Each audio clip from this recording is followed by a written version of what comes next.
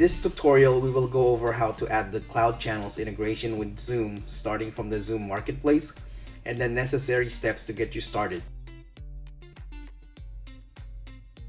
Click the Solutions tab, click the Marketplace, search Cloud Channels in the Search a Published App search bar, click Cloud Channels from the search result, click Visit Site to Add. This will take you to a landing page for the Cloud Channels Zoom integration. Click the Setup button. Input your email address to create your account and organization on Cloud Channels. You will be prompted to select a plan. For the free trial, we recommend the Plus plan over the basic plan, so you can test all the features like the facial and transcription AI. You can optionally add your credit card info for payment during the free trial or add it at a later time. Check your email to verify your account and complete the sign-up process. Check your spam folder if you did not receive the verification email. Log in with your Cloud Channels credentials. Click on your avatar, Manage Organization. In the Users section, click the plus button to send an invite email to a user, then click Send.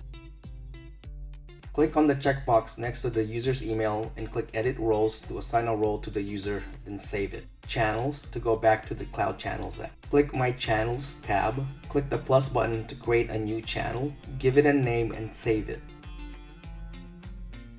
Next, we will add users to this channel by clicking the checkbox and clicking the Edit Users button.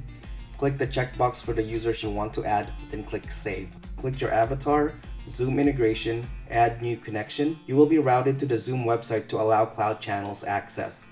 Click Allow. Set the options for your Zoom recordings like the minimal duration, tags that will be applied, the uploader, and the channels the recordings will be added into, then save it. The recordings will show up in their corresponding channels as they complete. Click My Account, click Settings, click Recordings. Under Cloud Recordings, we recommend Record Active Speaker with shared screen to get the best result. This will generate one video while the other options will generate several files.